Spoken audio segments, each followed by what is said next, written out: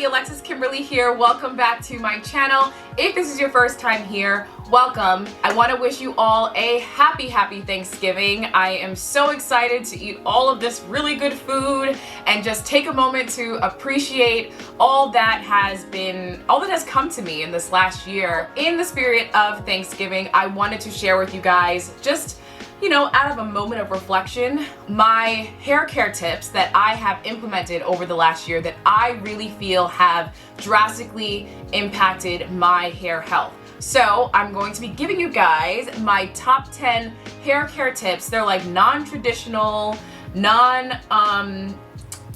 just things that just new things that I just picked up on, and I just feel like I need to share it with you guys. So definitely stay tuned for that. And if you're not subscribed to my channel, then definitely do that. Hit the subscribe button below as well as the notification bell so that you can be notified every time I upload a video just like this one. Okay, so for the first tip that I want to share with you guys is using enough hair products, whether it is your conditioner, whether it's your moisturizer, really making sure that you're using enough product before you just dismiss it. I remember trying different products back in the day and feeling like, no, this stuff don't work. It's not penetrating my hair. I don't like it. Throw it in the trash. It's garbage. Before you decide to do that, I just encourage you to actually use enough product that it actually fully coats your hair. I would sometimes stop whenever I would feel like I was using so much product and I was like wasting my money. But really it makes such a difference to really just coat your hair and make sure your hair is fully saturated with the product. Otherwise, it's just like the product is useless. The next thing that I would suggest is keeping a clean scalp. It's so important that you have a clean foundation from which your hair can grow. If you have a scalp that has like all kinds of buildup, product buildup, dead skin, oils, and just a lot of stuff going on, that's gonna make it more difficult for your hair to receive any new additional nutrients. Also, in addition to that, it makes it more difficult for the actual hair strand coming out of the follicle to make its way out of the scalp. If it's got to fight its way through all of this product buildup, dead skin, and stuff that hasn't been washed away, it makes it more difficult for your actual hair strands to make its way out of the surface of your scalp. And that, if it's really chronic, if it's really bad, can actually cause damage to the hair itself from the root. So I just suggest that you keep a clean scalp. For me, it's really made a big difference in moisture retention. I know that there's like this old wives' tale that water is a dehydrant, and if you wash your hair too much, that your hair is just gonna be super dry, and that is so not true. And I just want to debunk that right now, because my hair feels so much more moisturized when I wash it regularly. So I wash it at least once a week with shampoo, and sometimes during the week, maybe once during the week, I will co-wash with a conditioner or a product that's designated as a co-wash. So really make sure to do that, because when you clean out all that gunk, it makes way for the new moisturizers and the new nutrients that you're applying to the hair, and your hair can better receive it that way. So this next tip is for my relaxed ladies. This is so important.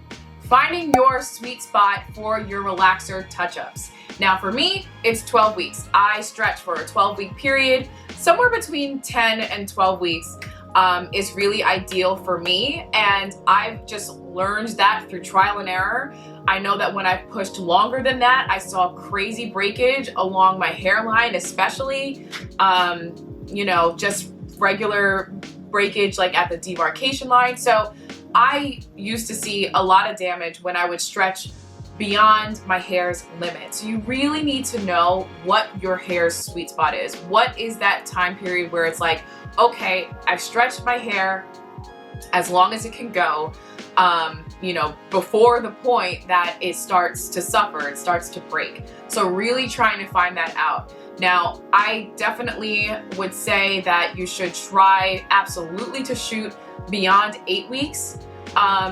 but you know, I mean, everyone's hair is different, and a lot of it does have to do with the variation in texture between your new growth and your relaxed hair. If you are someone who relaxes bone straight and you have 4C hair, which used to be my situation, oh, my hair would just snap like nobody's business.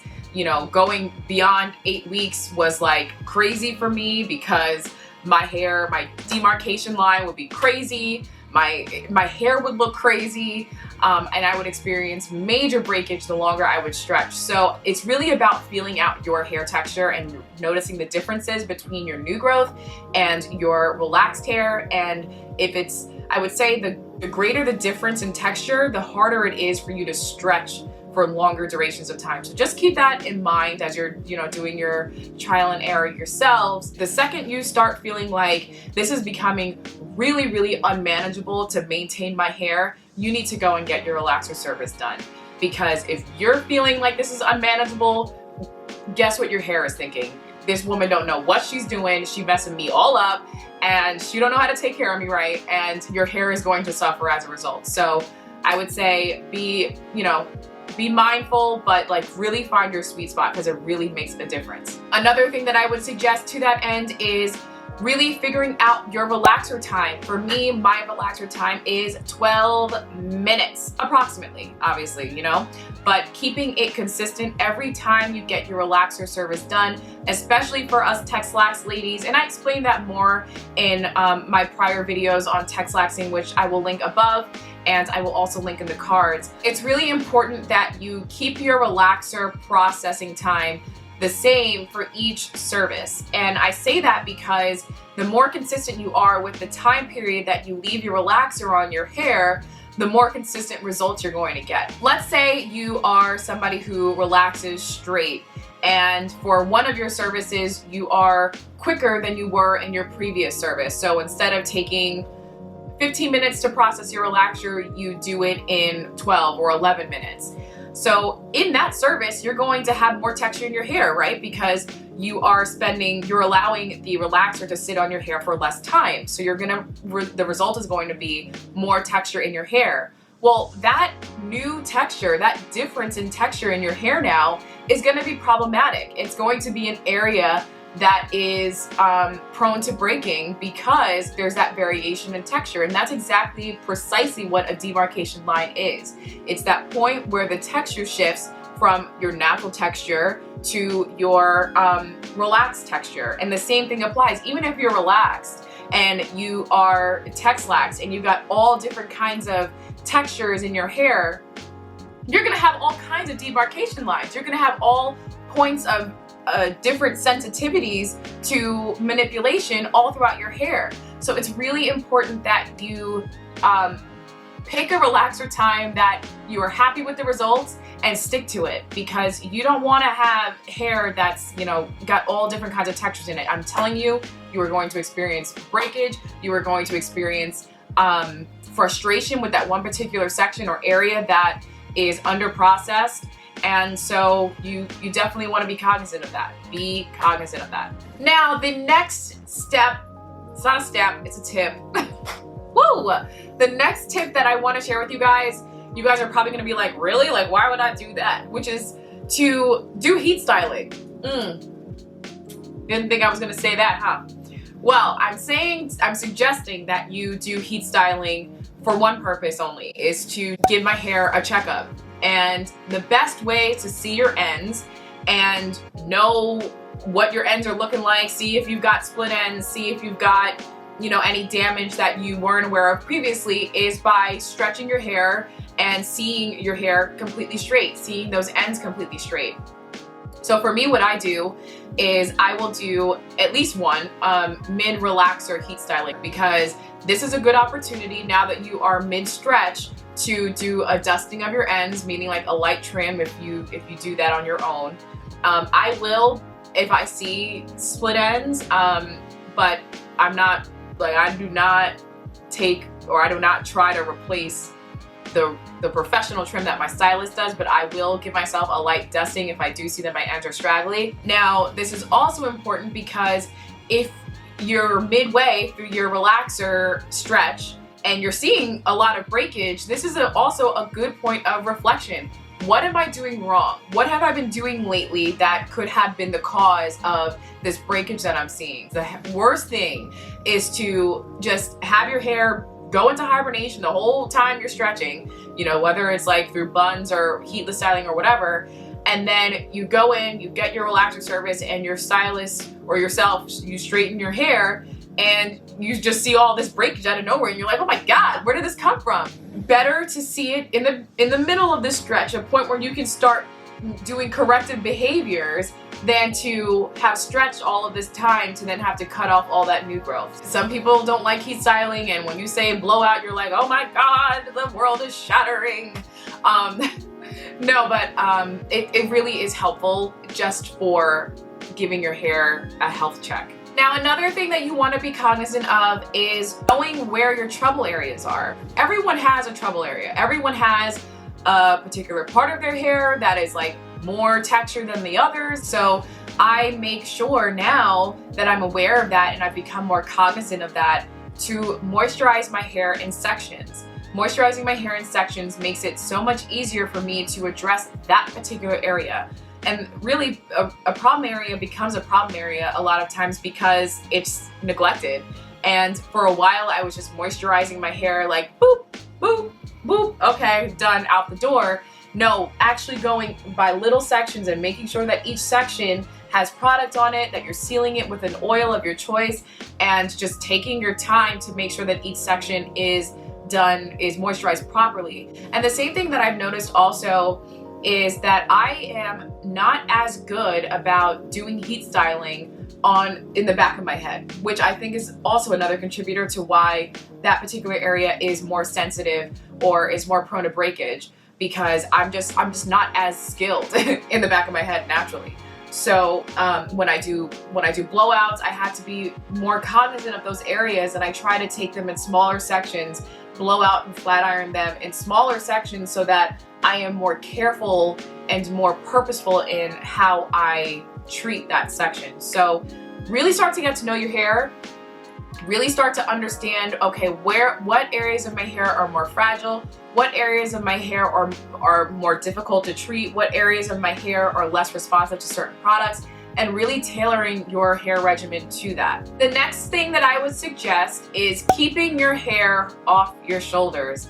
I know that I suffer from this, so I know I'm not alone, but honey, I love my hair down. I love to see the length of my hair. I love to style it in different ways that it's down and it's flowy, but I'm telling you, if you can alternate between styles with buns that are off your hair, not too tight, of course, you don't want to cause a tension problem, but you know, just alternating between bun styles or a high ponytail like I've got going on today, something that's going to keep your hair off your shoulders so that it's not rubbing against your clothing has really made a difference in my hair. I used to wear my hair down with scarves, like these wool scarves around my neck, and my big puffy jacket with the wool hood inside, and like wear my hair down with all of those materials rubbing against my ends, and I would see so much breakage. So now that I'm making it a point,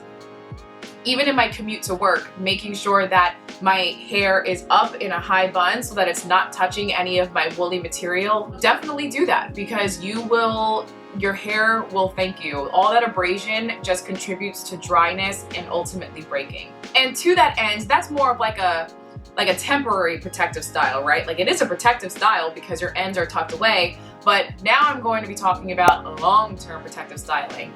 And that means like a style that could last like 6 to 8 weeks or something, like braids or twists or weaves or wigs, whatever your preference is. I like to do that intermittently. Now, I am one who truly believes that you should be able to enjoy your hair, and your hair should not be locked away in protective styles all year round. I mean, like, then what's the point? Obviously to each her own or to each his own, but like for me, it's just like, if I'm gonna spend all this time working on the health of my hair, I wanna enjoy it.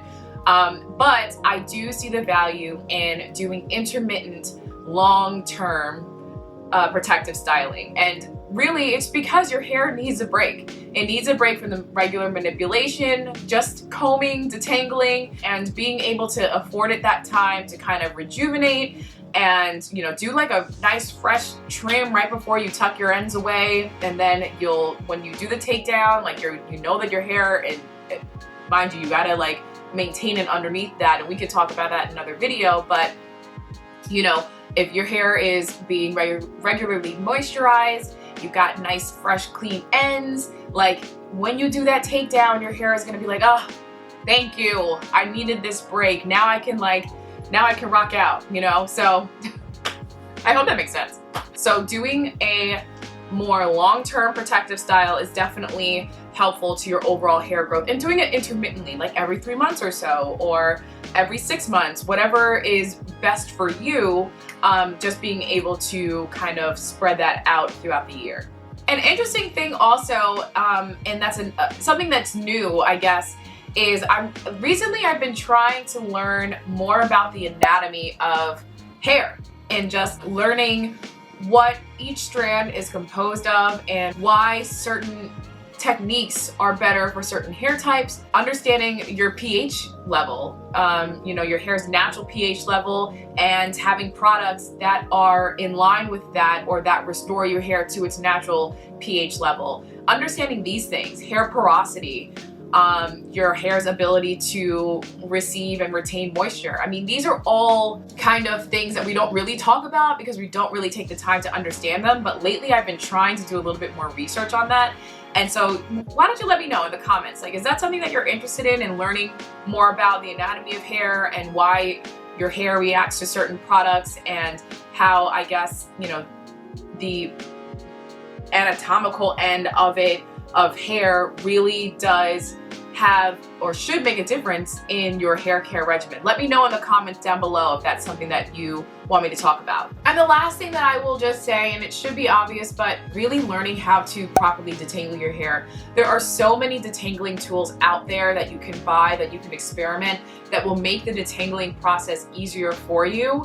But really making sure that you are being patient, that you are exercising patience rather, and just taking your time, going from end to root when you're detangling your hair, to make sure that you're not rushing through and pulling through tangles at your ends that are inevitably going to cause breakage. Most manipulation your hair is going to experience is that detangling. I mean, we detangle our hair every day as we get ready to go to work or what have you. So really being able to master that and make sure that you are doing it in a healthy way is so important. All right, guys, so that wraps up my 10 top hair care tips that I have picked up in the last year. I just really hope that you guys found these helpful. These are things that I literally have picked up in the last year, and I've been on this hair journey, whether I knew it or not, for quite some time now. So I just kind of feel like